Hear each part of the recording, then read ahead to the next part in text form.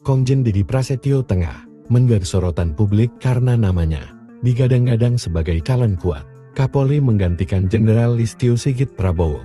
Baru sebulan menduduki jabatan Wakapolri sejak 5 Agustus tahun 2025.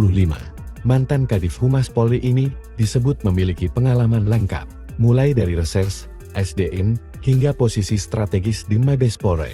Pria kelahiran Madiun, 26 Juli tahun 1968 itu merupakan lulusan Akpol tahun 1990.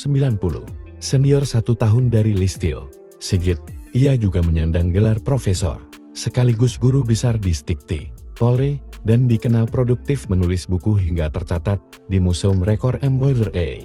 Dalam laporan LHKPN per 31 Desember tahun 2024, harta kekayaan Dedi mencapai 11,17 miliar rupiah yang terdiri dari tanah, bangunan, kendaraan, serta aset bergerak lainnya. Rekam jejak panjang, prestasi akademik, dan kekayaan yang transparan membuat sosoknya semakin diperhitungkan di tengah hangatnya isu pergantian Kapolri.